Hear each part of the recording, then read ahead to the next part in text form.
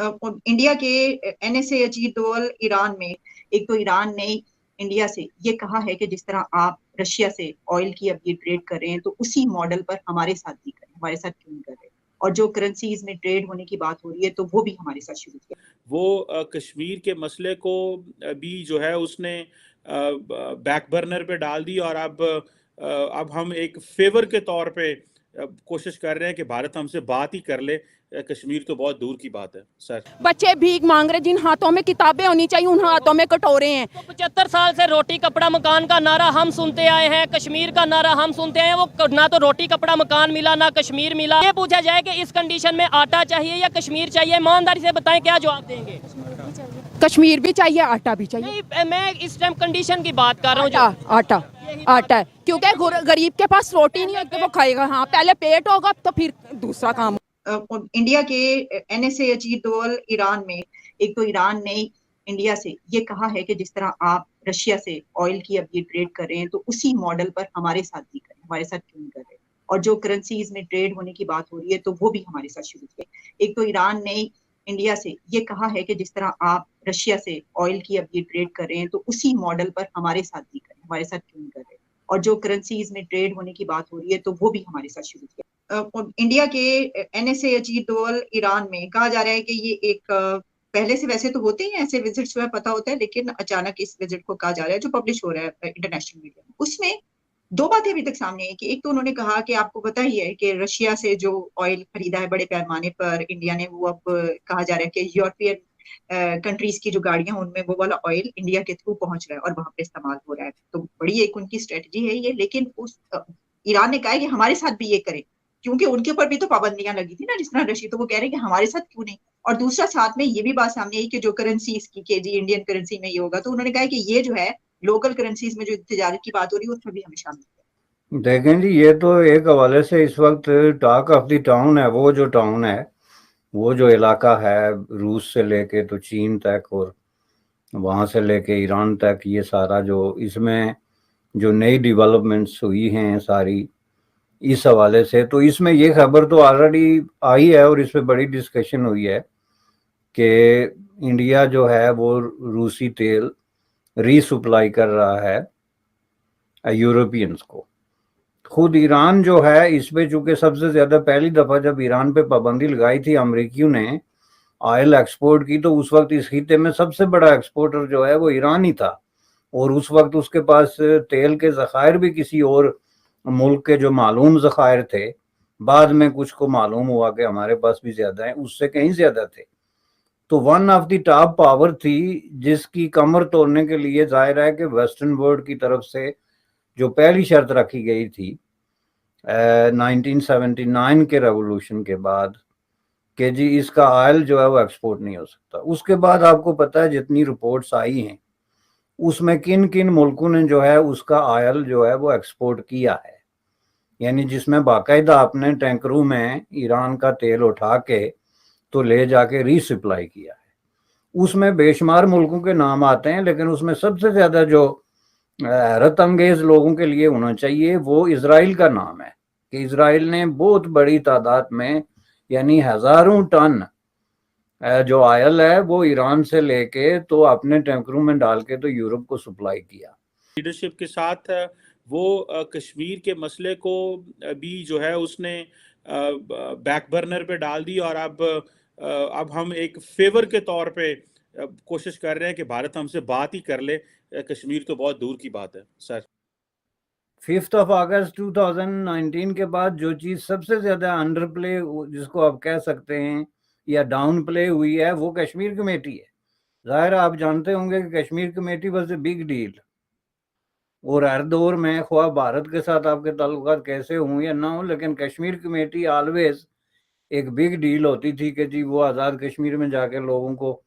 एक नया लारा दे रहे हैं या पाकिस्तान में क्या बातें कर रहे हैं, पूरा एक प्रोसेस था। आपने नाम तक नहीं सुना होगा 5 अगस्त 2019 के बाद कि पाकिस्तान की पार्लियामेंट में कश्मीर कमेटी नाम की भी कोई चीज़ हुआ करती थी। तो इन सब चीज़ों को सामने रख के अगर आप ये देखें तो इससे एक चीज़ बड़ी क्लियर है कि ये पाकिस्तान ने ये चीज़ें खुद ब खुद समेटी हैं کہ جی ہم نے اس پہ کوئی لابنگ نہیں کر رہی، ہم نے اس پہ کوئی احتجاج نہیں کرنا، جو کہ بارہا آپ کے پلیٹ فارم پہ ہی میں بات کر چکا ہوں کہ عمران خان نے مظفر آباد جا کے لوگوں سے اپیل کی کہ آپ بھی کچھ نہ کریں. یعنی خاموشی کی یہ جو پوری ایک تھی نا کنسپیریسی آف سائلنس، اس کو باقاعدہ جو ہے وہ منظم کیا گیا حکومتی سطح پہ، جس کے نتیجے میں اب یہ ہم نتیجہ اخذ نہیں کر سکتے کہ پاکستان کو کوئی مدد نہیں ملی یا ایسی بات ہے، بلکہ اس سے یہ نتیجہ اخذ کرنا زیادہ درست ہوگا کہ پاکستان نے اس پہ جو ہے وہ بہرحال کمپرومائز کیا ہے، جس میں کسی طرح کے شک کی کوئی گنجائش نہیں ہے، اور انہوں نے پالیسی چینج کی ہے جو کہ ایک فنڈامنٹل چینج ہے، جس میں جو چیزیں انہوں نے واضح کی، اس میں نمبر 1 یہ ہے کہ ہم لڑائی نہیں لڑ سکتے، نہ لڑیں گے کشمیر ایشو پہ، نمبر 1، جو کہ اب بہت جو ہے ایک عام سی بات ہو چکی ہے، ہر آدمی کو پتہ ہے. دوسرا یہ کہ ہم انٹرنیشنل لابنگ کوئی نہیں کریں گے جی، اور یہ جو وفود بھیجنا اور اس طرح کے جو معاملات ہیں ان کو ہم سمیٹتے ہیں. تیسرا، ملک کے اندر جو ہم نے ایک پروپوگنڈا مشین ڈیولپ کر رکھی تھی میڈیا کے اندر یا کشمیر کمیٹی کے نام سے یا پارلیمنٹ کے اندر، اس کو بھی ہم ڈسمنٹل کرتے ہیں.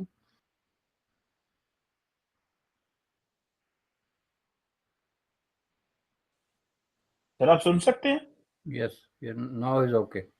Okay okay okay. سر میں یہ کویشچن آپ سے کرنے لگا تھا کہ اگر کچھ آپشنز آپ کے سامنے رکھوں تو آپ کو کیا لگتا ہے کس چیز نے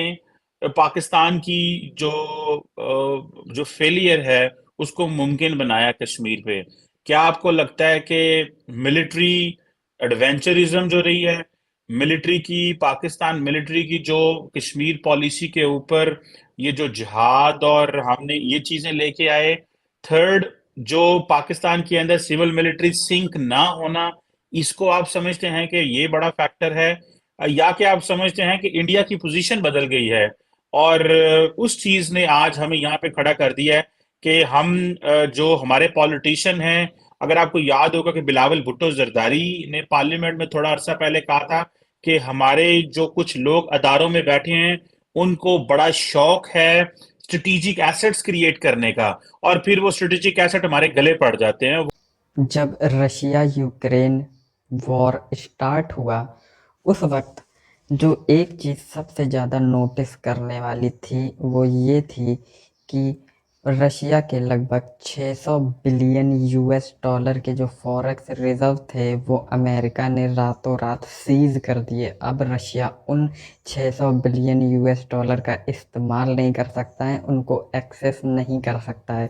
اسی کے ساتھ ایک چیز پوری دنیا نے جانی کہ کروشیل ٹائم پہ، یدھ جیسے ٹائم پہ امریکن ڈالر پر وشواس کرنا خطرے سے خالی نہیں ہے، کیونکہ اگر آپ نے امریکہ کے اگینسٹ یا امریکہ کے انٹرسٹ کے خلاف جا کر کوئی بھی کام کیا تو وہ ایسا آپ کے ساتھ بھی کر سکتے ہیں. اور اسی کے ساتھ اسٹارٹ ہوا ڈی ڈالرائزیشن کا دور. اب پوری دنیا میں بہت ہی تیزی سے ڈی ڈالرائزیشن ہو رہا ہے. اگر ہم بات کریں بھارت کی تو بھارت نے لگ بھگ 20 سے اوپر کنٹریز کے ساتھ انڈرسٹینڈنگ بنا لی ہے کہ ہم اپنا ٹریڈ روپی میں کریں گے، جس کی وجہ سے روپیز کی جو قیمت ہے انٹرنیشنل مارکیٹ میں وہ تھوڑی سدھرے گی، اور اس سے ہمارے اکنامی کو بہت ہی بڑا فائدہ ہوگا، اور ساتھ ہی ساتھ ہم امریکن ڈالرز پہ اپنی نربھرتا کم کریں گے، جس سے ہمیں وہ خطرہ نہیں ہوگا جو رشیا کو ہے. اس پر پاکستانی میڈیا